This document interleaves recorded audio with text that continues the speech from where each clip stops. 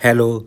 स्वागत है आपका फिर से एक ज्योग्राफी के नए चैप्टर में, जिस चैप्टर का नाम क्या है इंटीरियर ऑफ अर्थ।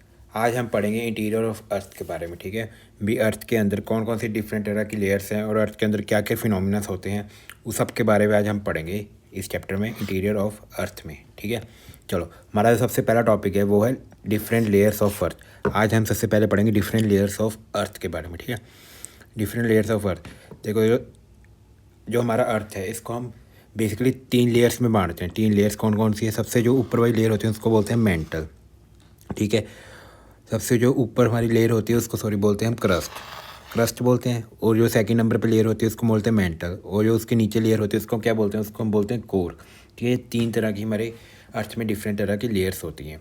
ठीक है, अब इसमें जो पॉइंट्स नोट करने हैं वो ये है कि जो हमारी क्रस्ट है ना, सबसे पहले हम पढ़ते हैं क्रस्ट के बारे में। ठीक है, क्रस्ट सबसे पहला पॉइंट क्या है इसमें? इसकी थिकनेस। इसकी थिकनेस कितनी होती है? 0 टू लेके 100 किलोमीटर तक जो लेयर होती है वो हमारी, वो उसको हम क्या कहते हैं? उसको हम बोलते हैं क्रस्ट। ठीक है, इसकी थिकनेस कितनी होती है? 0 से लेके 100 किलोमीटर तक होती है। ठीक है, अब नेक्स्ट, ये बनी किससे होती है? ये बनी होती है सियाल से। सियाल मतलब ये बनी होती है सियाल से। सियाल मतलब सिलिका और एल्युमिनियम से। सिलिका और एल्युमिनियम से हमारी अर्थ की क्रस्ट बनी होती है। ठीक है, और इसका जो तीसरा पॉइंट है, हम ये हमारी क्रस्ट है ना, इसको हम फर्दर 2 पार्ट्स में ब्रेक कर देते हैं। जो हमारी अर्थ की क्रस्ट है ना, इसको हम फर्दर 2 पार्ट में डिवाइड कर देते हैं। ठीक है, दो दो कौन कौन सी क्रस्ट होती हैं? एक तो कॉन्टिनेंटल क्रस्ट होती है, कॉन्टिनेंटल क्रस्ट।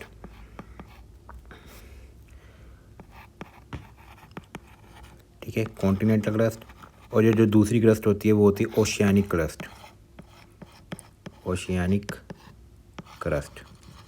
ठीक है, ये 2 तरह की लेयर्स होती हैं, कॉन्टिनेंटल क्रस्ट और ओशियानिक क्रस्ट। ये कॉन्टिनेंटल क्रस्ट बेसिकली क्या होती है? जो ये आपको पहाड़ से दिख रहे हैं ना, ये है कॉन्टिनेंटल क्रस्ट, यहाँ पे कॉन्टिनेंट्स होते हैं। और ये दूसरी नीचे इसकी जो लेयर दिख रही है आपको, ओशन के नीचे जो हमारी क्रस्ट दिख रही है, इसको हम बोलते हैं ओशियानिक क्रस्ट। देखो, ओशियानिक क्रस्ट की आपको यहाँ पे दिख रही होगी थिकनेस कम होती है, और जो हमारे कॉन्टिनेंटल क्रस्ट है इसकी थिकनेस क्या होती है? ज़्यादा होती है। जो हमारी कॉन्टिनेंटल क्रस्ट है ना, इसकी थिकनेस होती है अराउंड 30 किलोमीटर। ठीक है, जो हमारी कॉन्टिनेंटल क्रस्ट होती है इसकी थिकनेस होती है 30 मीटर अराउंड। और जो हमारी ओशियानिक क्रस्ट होती है इसकी थिकनेस कितनी होती है? इसकी थिकनेस होती है अराउंड 5 किलोमीटर। ठीक है, इसकी थिकनेस कम होती है, बट इसकी डेंसिटी क्या होती है? जो हमारी कॉन्टिनेंटल क्रस्ट होती है इसकी डेंसिटी क्या होती है? कम होती है। और जो हमारी ओशियानिक क्रस्ट होती है इसकी डेंसिटी क्या होती है? ज़्यादा होती है। ठीक है, अब ये बनी किससे होती है? इससे क्वेश्चन आता है, किससे बनती है? जो हमारी कॉन्टिनेंटल क्रस्ट है ये बनी होती है हमारी ग्रेनाइट से, ग्रेनाइटिक रॉक से। कॉन्टिनेंटल क्रस्ट किससे बनती है? ग्रेनाइटिक रॉक से। और जो हमारी ओशियानिक क्रस्ट है ये किससे बनी होती है? ये बनी होती है बसाल्टिक रॉक से, बसाल्टिक रॉक से हमारी कौन सी क्रस्ट बनी होती है? Oceanic crust. ठीक है, ये था हमारा क्रस्ट के बारे में। अब क्रस्ट में भी हमको कॉम्पोजिशन पता होनी चाहिए। क्रस्ट किससे बनी होती है? सियाल से तो बनी होती है, और इसमें डिफरेंट डिफरेंट कॉम्पोजिशन होती है। इसमें होती है ऑक्सीजन। ऑक्सीजन कितने परसेंट होती है? 46% क्या होती है इसमें? ऑक्सीजन। ठीक है, ऑक्सीजन होती है हमारी अर्थ के क्रस्ट में। सिलिका, सिलिका कितने परसेंट होती है? सिलिका होती है 28%। ठीक है, सिलिका होती है 28%। और इसमें एल्युमिनियम कितने परसेंट होती है? ये होती है 8%। ठीक है, और जो आयरन होती है वो कितने परसेंट होती है? वो होती है 5%। ठीक है, आपको ये कॉम्पोजिशन याद करनी है क्रस्ट की। सबसे ज़्यादा क्रस्ट में क्या होती है? ऑक्सीजन होती है, ये याद रखना है, ये क्वेश्चन पेपर में आया हुआ है। ठीक है, और सबसे ज़्यादा मेटल कौन सा होता है इसमें? एल्युमिनियम होता है, ना कि आयरन। ठीक है, ये भी क्वेश्चन आया हुआ है, सबसे ज़्यादा मेटल कौन सा होता है क्रस्ट में? एल्युमिनियम। ठीक है, चलो ये था हमारा सारा क्रस्ट के बारे में। आई होप आपको ये क्रस्ट समझ आ गया होगा। चलो अब हम आगे चलते हैं नेक्स्ट लेयर पे, जिसका नाम क्या है? मेंटल। मेंटल लेयर के बारे में हम पढ़ेंगे नेक्स्ट स्लाइड में। लिखते हैं मेंटल, मेंटल लेयर के बारे में पढ़ते हैं। ये नेक्स्ट लेयर होती है। ठीक है, इसकी जो ये बनी, इसकी जो थिकनेस होती है वो कितने किलोमीटर होती है? वो होती है 2900 किलोमीटर। ठीक है, इसकी ये थिकनेस होती है। और ये बनी किससे होती है? मेंटल जो होती है वो बनी होती है सीमा से। सीमा मतलब सिलिकॉन और मैग्नीशियम से। सीमा से इसकी जो हमारी मेंटल बनी होती है, ठीक है। ये मेंटल है ना, ये इसको हम फर्दर दो पार्ट में ब्रेक कर देते हैं मेंटल को, ठीक है। ये मेंटल है, मेंटल लेयर है ना हमारी, इसको फर्दर दो पार्ट में ब्रेक कर देते हैं, जो अपर मेंटल और लोअर मेंटल। अपर मेंटल और लोअर मेंटल।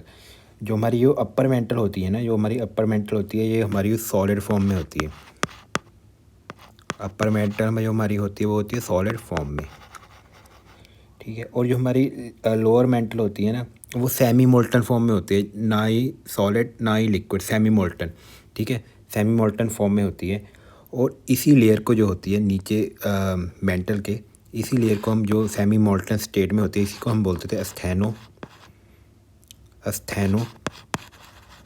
स्थैनोस्फीयर। स्टेनोस्फीयर ये वही लेयर है जिसमें से हमारा लावा बाहर निकलता है। लावा इसी लेयर में से बाहर निकलता है, स्टेनोस्फीयर। ना ही ये लिक्विड होती है ना ही ये सॉलिड होती है, ये सेमी मोल्टन फॉर्म में होती है, ठीक है। मेंटल अब हमारी लोअर मेंटल, जिसको हम स्टेनोस्फीयर के नाम से भी जानते हैं, ठीक है। आपको ये भी याद रखना है। ये मेंटल के बारे में बस इतना ही था। अच्छा, मेंटल बनी कितने से सीमा से, ये मैंने लिखा दिया, ठीक है। अब नेक्स्ट जो है हमारी सबसे इनर लेयर, उसको बोलते हैं हम कोर। कोर किससे बनी होती है? कोर बनी होती है निकल और आयरन से, निकल और आयरन से, नीफी के नाम से जानते हैं, ठीक है। कोर में आगे दो तरह डिवाइड हो जाती है, एक होती है इनर कोर, एक होती है इनर कोर, ठीक है। एक होती है इनर कोर, एक आउटर कोर। दो में पार्ट्स में ब्रेक हो जाती है, इनर कोर और आउटर कोर, ठीक है। जो हमारी इनर कोर होती है, जो अंदर वाली कोर होती है, ये वाली, ठीक है, वो सॉलिड फॉर्म में होती है, ठीक है। और जो हमारी ये आउटर कोर होती है, ये किस फॉर्म में होती है? ये लिक्विड फॉर्म में होती है। आउटर कोर लिक्विड फॉर्म में होती है, ठीक है। जो हमारी अर्थ की मैग्नेटिज्म है ना, मैग्नेटिज्म और जो अर्थ की ग्रेविटी है, वो आउटर कोर की वजह से ही आती है। क्योंकि इसमें क्या होता है, निकल और आयरन जब ये घूमते हैं ना, तो इसकी वजह से क्या प्रोड्यूस होती है अर्थ में? Magnetic field. अर्थ की जो मैग्नेटिक प्रॉपर्टी है और जो ग्रेविटी प्रॉपर्टी है, वो किसके वजह से होती है? आउटर कोर और आउटर कोर की वजह से। क्योंकि इसमें लिक्विड फॉर्म में क्या होता है? आयरन और निकल, ठीक है। इसकी जो इनर कोर तक वो है, वो उसकी कितनी 2200 किलोमीटर थिकनेस है, ठीक है। इसकी 29 किलोमीटर थी, इसकी 2200 किलोमीटर तक, ठीक है। ये था हमारा सब मेंटल क्रस्ट, मेंटल कोर, ठीक है। अब इसके एक कॉम्पोजिशन पे क्वेश्चन आ जाता है, ठीक है। अब देखो, क्रस्ट हमने क्रस्ट पढ़ा है, मेंटल पढ़ा है और कोर पता है, ठीक है। अब बाय वॉल्यूम जो है, क्रस्ट 1% है हमारे, पूरी जो लेयर्स हैं, बाय वॉल्यूम क्रस्ट सिर्फ 1% है। और जो मेंटल है वो कितने परसेंट है? वो है 84% बाय वॉल्यूम। और जो कोर है वो कितने परसेंट है? 15%। और बाय मास मतलब वेट कितना है, वॉल्यूम मतलब वो कितना एरिया घेर रही है। क्रस्ट कितना एरिया घेर रही है? 1%, मेंटल 84% और जो कोर है वो 15%। बाय मास मतलब उसका कितना वेट है, ठीक है, कितना वेट है अर्थ का। क्रस्ट का कितने परसेंट वेट है? 1%। मेंटल का कितना? 68% और कोर का कितना? 31%, ठीक है। आपको ये कॉम्पोजिशन भी याद होनी चाहिए। चलो अब आगे चलते हैं। आगे जो एक लेयर हमारी रह गई, उसको कहते हैं लिथोस्फीयर। हमारी एक लेयर होती है लिथोस्फीयर, ठीक है। लिथोस्फीयर किस लेयर को बोलते हैं? लिथोस्फीयर हम बोलते हैं क्रस्ट और अपर मोस्ट मेंटल को। क्रस्ट और अपर मोस्ट मेंटल को, इसको हम क्या बोलते हैं? लिथोस्फीयर बोलते हैं, ठीक है। इसके जो नीचे लेयर होते हैं उसको क्या बोलते हैं? स्टेनोस्फीयर बोलते हैं। लिथोस्फीयर एक तरह की लेयर है जिसमें हम क्रस्ट और अपर मेंटल जो है उसको हम बोलते हैं लिथोस्फीयर, ठीक है। चलो अब आगे चलते हैं। ये हमारा कुछ स्ट्रक्चर देखो, सबसे अंदर क्या है? इनर कोर है, उसके बाद आउटर कोर है, उसके बाद मेंटल है, उसके बाद क्रस्ट है। लिथोस्फीयर किसको बोलते हैं? लिथोस्फीयर बोलते हैं क्रस्ट और अपर लेयर ऑफ मेंटल को। मेंटल लोअर मेंटल में क्या होती है? लोअर मेंटल को हम एक और नाम से जानते हैं, उसका नाम क्या है? स्टेनोस्फीयर, ठीक है। और आउटर कोर की क्या खासियत है? ये लिक्विड फॉर्म में होती है, आयरन और निकल, जिसके कारण मैग्नेटिज्म मिलता है अर्थ को, ठीक है। ये था हमारा पूरे अर्थ का एक्सप्लेनेशन, अर्थ में डिफरेंट टाइप्स की लेयर्स। चलो अब आगे चलते हैं। अब आगे अगला टॉपिक इसमें ही डिसकंटिन्यूटी, अर्थ की डिसकंटिन्यूटीज।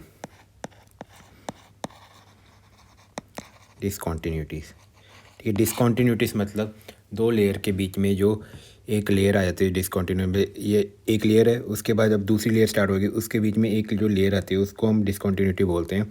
उसको डिफरेंट नाम से जानते हैं, ठीक है, जैसे कॉर्न डिसकंटिन्यूटी, ठीक है, मोहमस डिसकंटिन्यूटी, मोहो डिसकंटिन्यूटी। अब मोहो डिसकंटिन्यूटी कौन सी डिसकंटिन्यूटी होती है? मोहो डिसकंटिन्यूटी वो डिसकंटिन्यूटी होती है जो लोअर क्रस्ट और अपर मेंटल के बीच में जो डिसकंटिन्यूटी होती है उसको क्या बोलते हैं? मोहो। उसके ऊपर बोलती है कॉन्ट्रैक्ट। उसके नीचे होती है रैपिड डिसकंटिन्यूटी। उसके नीचे होती है गटनबर्ग डिसकंटिन्यूटी। सबसे नीचे होती है लैमन डिसकंटिन्यूटी। लैमन डिसकंटिन्यूटी कौन सी दो लेयर्स के बीच में डिसकंटिन्यूटी होती है? आउटर कोर और इनर कोर। आउटर कोर और इनर कोर के बीच में जो डिसकंटिन्यूटी उसको क्या बोलेंगे? आउटर एंड इनर कोर के बीच में जो डिसकंटिन्यूटी है उसको बोलेंगे हम लैमन डिसकंटिन्यूटी। गटनबर्ग डिसकंटिन्यूटी किसको बोलते हैं हम? Lower mental and outer core. Lower mental और जो आउटर कोर के बीच में डिसकंटिन्यूटी होती है उसको, उस डिसकंटिन्यूटी को बोलते हैं हम गटनबर्ग डिसकंटिन्यूटी। बेसिकली डिसकंटिन्यूटी एक तरह की लाइन है, उनके बीच में एक लाइन होती है उसको बोलते हैं गटनबर्ग। और जो लोअर और अपर मेंटल के बीच में जो डिसकंटिन्यूटी है उसको क्या बोलते हैं? Rapid discontinuity. और जो लोअर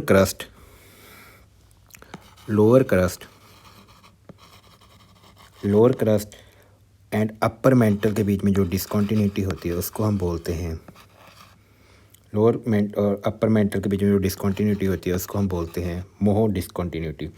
और सबसे ऊपर वाली डिसकंटिन्यूटी होती है वो किस में होती है? वो अपर एंड लोअर क्रस्ट के बीच में जो डिसकंटिन्यूटी होती है उसको क्या बोलते हैं? Corner discontinuity. अभी इस सब डिसकंटिन्यूटी को याद करने की एक ट्रिक होती है।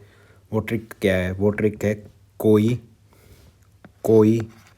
से CO, मुझे से MO, रेड से रैपिड, गुलाब से गटनबर्ग, ला